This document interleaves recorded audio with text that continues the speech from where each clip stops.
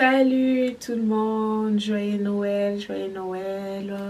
Ici pour vous Inès Kandé sur Estrella Conduite vous. Aujourd'hui le 25 décembre, journée de la célébration de la naissance du Christ.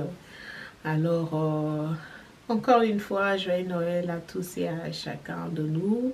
Célébrons dans nos familles et que le Christ qui naît encore naisse dans nos cœurs, qui nous apporte la paix, qui nous apporte la joie, qui nous apporte l'amour du prochain.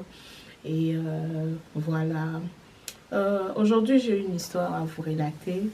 J'ai une histoire à vous relater. Il était une fois, je me suis juste posé la question, et si le monde était différent? Et si la vie que j'avais était un peu plus différente?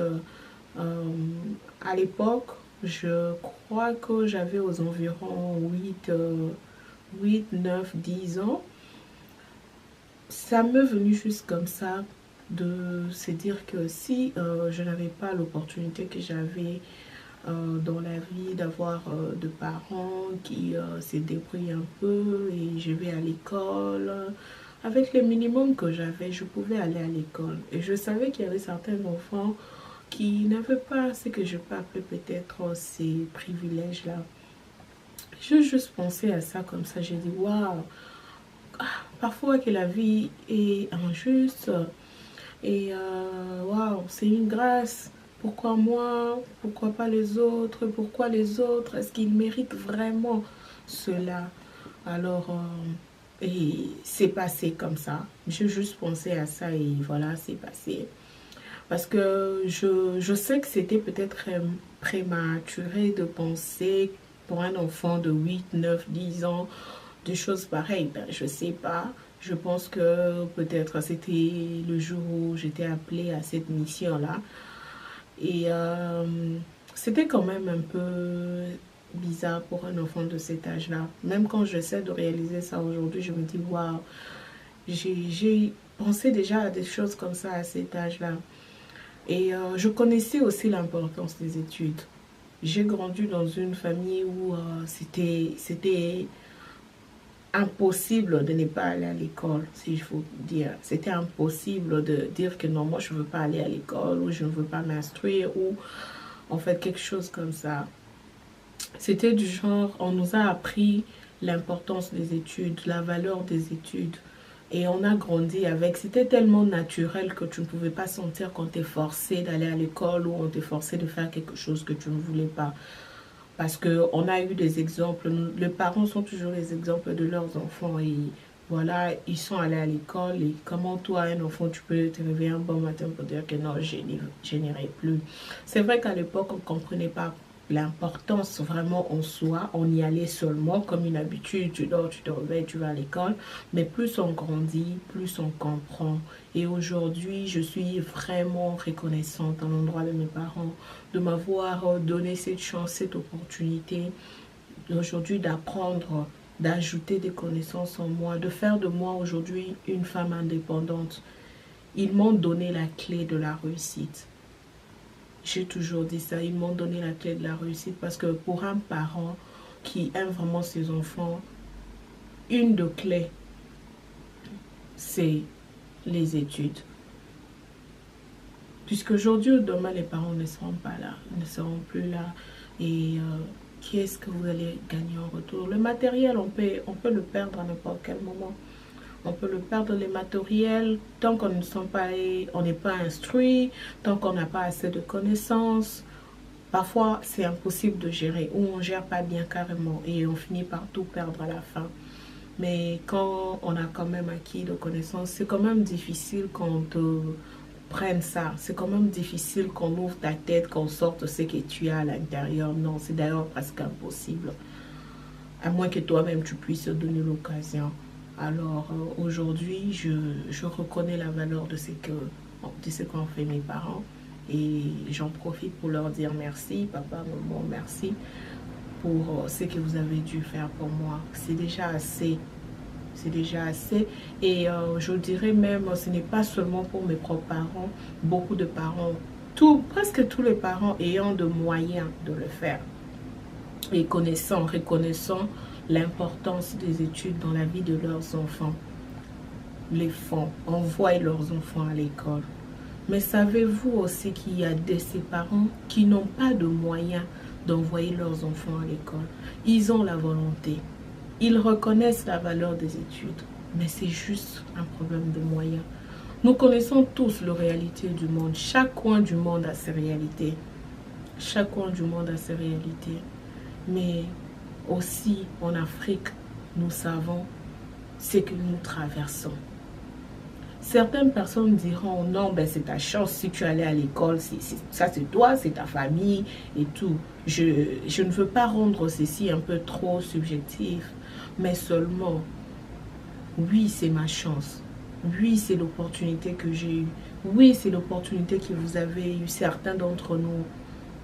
Mais que dire de ceux-là qui n'ont pas cette chance-là, cette opportunité, cette grâce-là? Vous diriez peut-être, ok, c'est leur vie. Je m'en fous. Oui, c'est leur vie. Si vous vous en foutez vraiment, moi, j'ai cette compassion-là. Parce qu'ils n'ont pas voulu ça.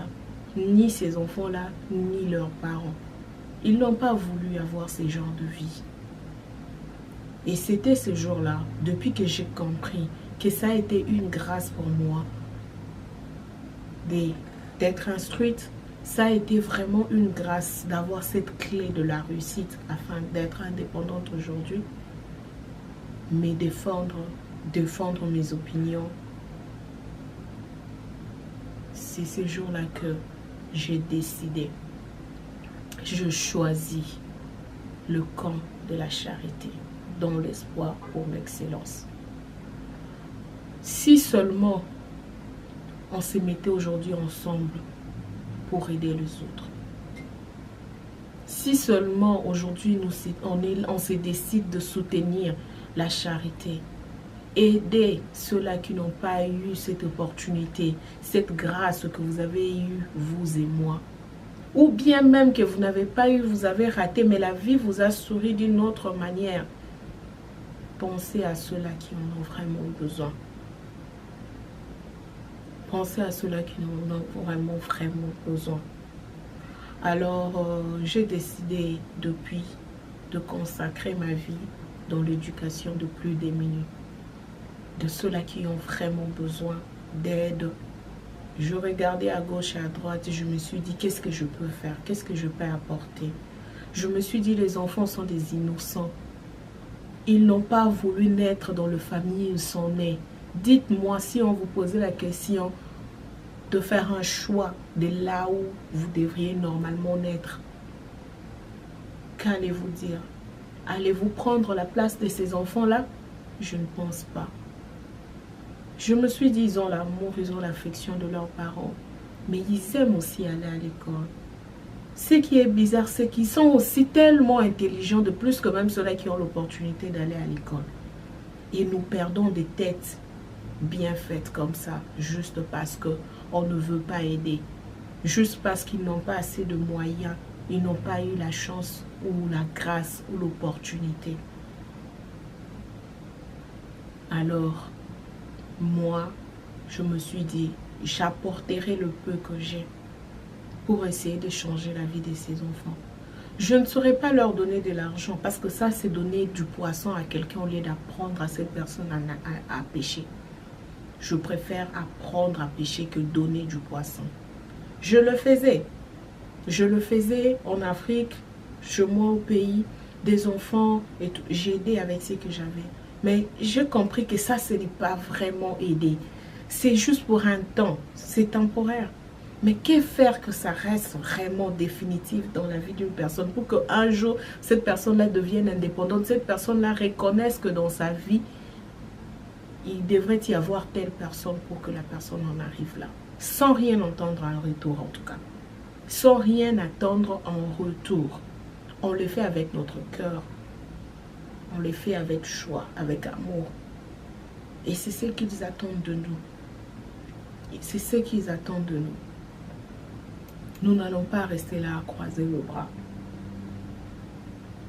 Oui, Il y a du bonheur à donner qu'à recevoir. Moi, je le témoigne. Je connais les secrets du donner et du recevoir.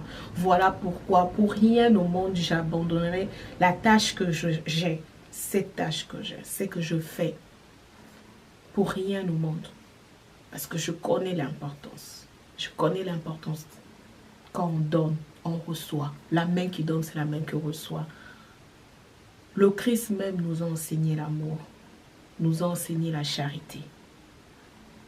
Pour nous, le chrétien. Je le fais par amour, je n'attends rien des humains. Et tout ça doit quand même nous amener à réaliser la grâce que nous avons dans nos vies. Et réaliser que nous avons reçu gratuitement, donnant gratuitement. Je pouvais bien le faire seul. Certaines personnes diront, ok, c'est ta décision, c'est ton choix, tu ne vas pas imposer tout le monde, tu ne vas pas mettre tout le monde dans ça. Puis, je pouvais bien le faire. Mais seulement, ce que je fais, c'est comme une goutte d'eau dans l'océan. C'est quelque chose. Mais nous tous ensemble, c'est un tout. Nous tous ensemble, c'est un tout. Et une force. Mettons-nous ensemble pour remettre encore le sourire sur les visages de ces enfants innocents qui ont tant besoin de nous, qui sont là et n'espèrent qu'un miracle venant. Ils ne savent même pas. Parfois, ils perdent même l'espoir, mais ils attendent un jour que ce miracle arrive. Alors, aujourd'hui, je vais partager avec vous ce que c'est Estrella Foundation. Ou mieux encore, la Fondation Estrella. Vous venez ici juste d'entendre l'historique d'où est venue la création de cette organisation. Et nous allons aussi vous parler de la mission d'Estrella. Nous allons vous parler de ce que nous attendons de vous et vous parler aussi de ce que vous allez recevoir en retour. Qu'est-ce que Estrella? Estrella est une organisation sans but lucratif créée et œuvrant au Congo, en République démocratique du Congo, en Afrique. Alors, c'est vrai, par rapport aux réalités du monde, chaque coin du monde a ses réalités. Mais vous savez qu'en Afrique, particulièrement au Congo, en RDC, nous retrouvons des enfants d'environ 5 ans dans la rue, en train de vendre de l'eau, du jus, de cacahuètes, plein de choses. Des enfants qui se promènent avec des marchandises sur la tête, sous un chaud soleil. Un chaud soleil, parfois sous la pluie, parfois sans vêtements les protégeant, parfois sans chaussures. Et quand vous demandez à ces enfants combien vous gagnez, je vous dis, parfois c'est moins d'$1 le jour, moins d'$1. L'enfant s'expose à tout le danger, tout le danger. Nous avons eu à parler avec certains. Les filles sont violées parce qu'en vendant, il y en a de personnes de mauvaise foi. Il y a de ces gens-là de mauvaise foi qui les appellent, venez. Elles pensant que c'est pour vendre sa marchandise et c'est autre chose qui arrive. Mettez-vous à la place des parents de ces enfants. Mettez-vous à la place de ces enfants innocents. Il y en a qui rencontrent des accidents en cours de route ne sachant pas traverser à leur jeune âge. Il y en a qui se laissent voler le peu d'argent qu'ils ont vendu la journée et même la marchandise qu'ils avaient parce qu'ils n'ont pas de force de se défendre sur la route. Ça fait mal. Ça fait mal.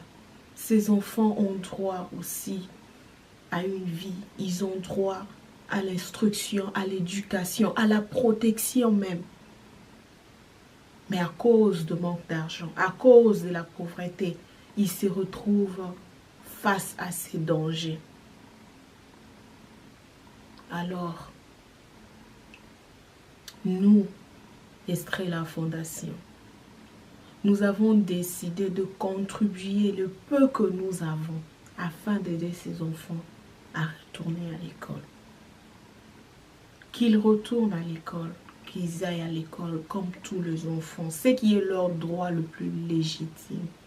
Mais c'est juste question de moyens, question d'argent qui manque. Et si leurs parents ne peuvent pas faire quelque chose, posons-nous la question, vous et moi. Qu'est-ce qu'on fait de ce qu'on gagne? Qu'est-ce qu'on fait de notre argent? Utilisons-nous notre argent pour de fins quand même utiles? Utilisons-nous notre argent quand même pour apporter quelque chose de positif? Posons-nous cette question. C'est vrai, c'est notre argent, on en fait ce qu'on veut. Mais mes frères chers, sœurs et frères, la vie ne s'arrête pas là. La vie, ce n'est pas seulement le matériel.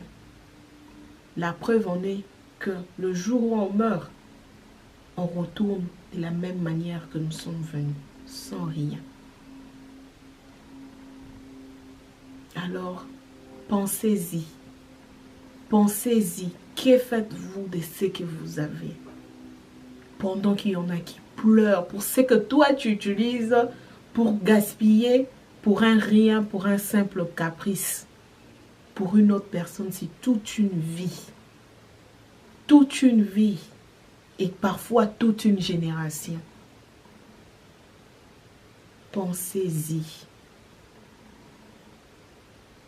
L'amour, ce n'est pas seulement nos proches, nos enfants, nos parents.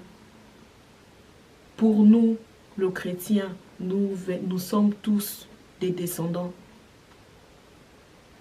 d'un seul ancêtre, Adam. Pour dire que le monde est petit, nous sommes tous frères et sœurs. Pour aider, on ne doit pas seulement le faire avec notre propre famille, comme certains disent, oh non, la charité bien ordonnée commence par soi-même, je le fais déjà avec ma propre famille, qu'est-ce que j'ai à voir avec une autre famille, un enfant que je ne connais pas. N'attendez pas seulement finir chez vous. Au contraire, demandez-vous si ceux-là de votre propre famille ont autant besoin de cela qu'un autre enfant dans la rue. Réalisez un peu le degré de besoin. Le degré de besoin de ta famille. Est-il le même degré de besoin avec cet enfant dans la rue? Pose-toi seulement cette question-là. Et dis-toi qui en a plus besoin. Et dis-toi qui aussi utilisera cela à bon escient. Parce que un enfant qui est quelque part en train d'attendre un miracle venant je ne sais d'où, prendra cette histoire à cœur. Avec beaucoup d'amour, avec beaucoup de reconnaissance et avec beaucoup d'émulation d'aller de l'avant et faire quelque chose. Et ne pas rater cette occasion, cette chance, cette opportunité. Pendant que vos propres familles, vos propres enfants diront quoi? Ben, si ma tante, si mon papa, si ma mère ne me donne pas aujourd'hui ou me donne aujourd'hui, même si j'utilisais ça pour autre chose, elle va encore me donner demain, elle va en chercher, elle va en trouver. Eux au moins peuvent dire ça. Maintenant, dites-moi la personne qui aujourd'hui ne sait même pas qu'est-ce que j'aurai. Et si la personne arrive à trouver quelque chose par grâce, vous pensez que cette personne-là va s'hasarder de faire n'importe quoi? Je ne pense pas. Ou le pourcentage est tellement moindre. Alors, mettons-nous ensemble, réfléchissons, réfléchissons. Qu'est-ce que nous attendons de vous? Oui, nous attendons de vous votre petite contribution. Cette contribution-là, de votre argent que vous avez trouvé avec beaucoup de peine, puisque la Bible dit l'homme mangera la sueur de son front. Votre contribution, tant financière plutôt, matérielle, intellectuelle, le peu que vous pouvez apporter pour nous aider à atteindre cet objectif, arriver jusqu'au bout de ce que nous voulons faire. Je vous dirais que ce n'est pas seulement aider ces enfants, mais c'est aussi nous aider, vous et moi. Qui nous vole aujourd'hui au pays? Qui sont ces enfants de la rue? Qui sont ces voleurs? Qui sont ces criminels? C'est ce que nous s'aimons aujourd'hui. C'est ça là, qui forme ces enfants. Pour ta sécurité, pour ma sécurité. Ne fût-ce que ça comme raison, pensez-y. Pour un monde meilleur demain, pensez-y. Si aujourd'hui nous utilisons des téléphones, nous utilisons des ordinateurs, nous utilisons tout ceci, c'est parce qu'il y a eu des gens intelligents. C'est parce qu'il y a eu des gens instruits. Savez-vous combien d'enfants intelligents sont abandonnés? Savez-vous combien d'enfants intelligents meurent avec cette intelligence-là sans exploiter cette intelligence? Vous ne trouvez pas que aider ces enfants, c'est aider même le monde parce qu'on a besoin de leur tête. On a besoin d'eux dans la société. C'est pas seulement pour eux qu'on le fait, mais pour nous aussi. Pour nous aussi, d'une manière ou d'une autre. La Bible dit dans Matthieu 25, 35, « Car j'ai eu faim, vous m'avez donné à manger. J'ai eu soif, vous m'avez donné à boire. J'étais un étranger et vous m'avez accueilli chez vous. J'étais nu et vous m'avez donné de vêtements. J'étais malade, vous m'avez soigné. J'étais en prison et vous êtes venus à moi. » Ça, c'est le Christ qui le dit. Il nous demande de faire de même pour ses enfants. Il nous demande de même de changer la vie d'une personne quelque part. Il nous demande de même de changer ce monde. Donner un nouveau départ pour ce monde. Donner ce nouveau départ à ce monde pour un monde meilleur demain. Et si l'on cultive cette façon de faire dans la charité, je vous jure que même si vous n'allez pas vous récolter cela, même si vous n'allez pas voir ce monde meilleur, les futures générations en bénéficieront. On ne perd rien et rien n'est si peu. Le peu là peut changer la vie d'une personne. Nous ne perdons rien, mais nous pouvons changer grand chose. Alors, nous attendons de vous ce que vous pouvez apporter pour le bien de ces enfants, pour le bien de cette fondation. Ces enfants que nous appelons nos membres effectifs, que nous appelons nos bénéficiaires, on fait en sorte que ces enfants puissent devenir les étoiles de demain, les élites de demain, les Estrella de demain. Voilà le nom d'Estrella. Étoiles. Ces enfants qui sont des étoiles, nous voulons leur faire briller. Nous voulons faire briller ce qu'ils sont et non pas ce qu'ils ont. Ils ont peut-être la pauvreté aujourd'hui. Ils sont peut-être sales aujourd'hui, traités parfois de sorciers quelque part. Ça, c'est ce que les hommes, les humains pensent qu'ils ont. Mais nous croyons et nous savons que ces enfants-là sont des étoiles. Et nous voulons que ces étoiles brillent grâce à vous, grâce à nous, ensemble, pour un monde très, très, très, très, comme j'aime dire, comme mon bébé Mario aime dire, trop, trop, trop, trop brillant. Un monde très brillant, rempli des étoiles partout. Regardez comment c'est beau. Regardez quand il y a de la lumière partout. C'est ce que nous voulons faire de ce monde. Apporter la lumière au monde.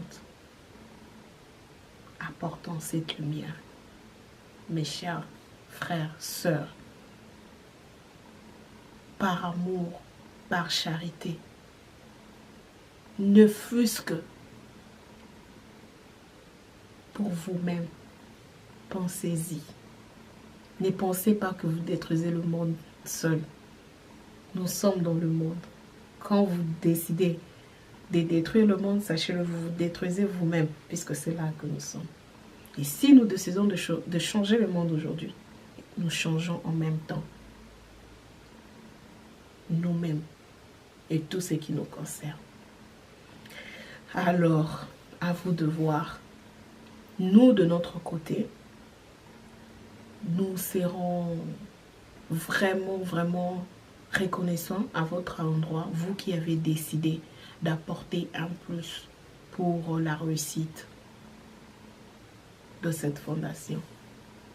Et notre reconnaissance serait en premier lieu de vous remercier pour cela. Que Dieu vous bénisse. Que Dieu vous bénisse pour ce que vous apportez. Pour cet apport que Dieu pense à vous. Qu'il bénisse le peu que vous avez. Et nous serons toujours ouverts par rapport à vos activités, vous soutenir, soutenir vos affaires. Et nous serons vraiment ravis d'utiliser vos produits, en faire même la promotion pour que vous alliez de l'avant. Devenir membre d'honneur d'Estrella, devenir donateur ou donatrice d'Estrella, il n'y a rien de si difficile.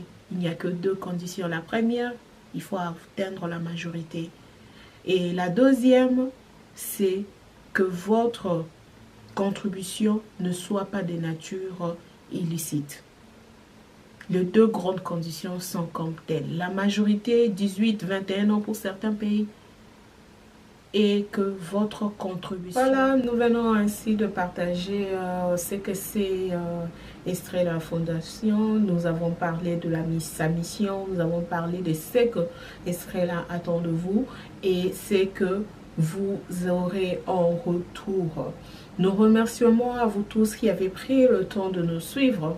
Et si ceci vous a plu, en tout cas, s'il vous plaît, abonnez-vous à notre chaîne YouTube Estrella Foundation TV. Aimez notre page Facebook Estrella Foundation One.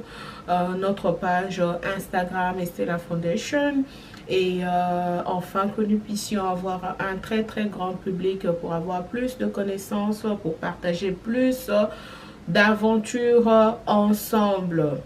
Nos contacts, nous avons notre page Facebook, YouTube, vous pouvez nous écrire, vous pouvez commenter nos vidéos, nous dire ce que vous pensez, nous apporter votre contribution, vous pouvez nous appeler, notre numéro de téléphone est le +1 773 230 80 31.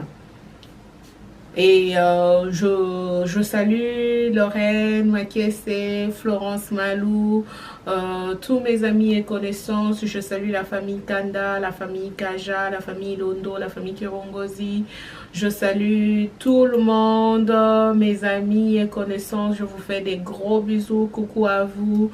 Et un très très très joyeux anniversaire à tous ceux-là qui sont marié et né pendant ce mois de décembre, spécialement le 25 décembre. Et encore une fois, joyeux Noël, heureux anniversaire de mariage ou de naissance. Je vois ma petite Ticia Kirongozi, Patricia Kirongozi, joyeux anniversaire à toi, que Dieu te bénisse et je te souhaite tout le bonheur.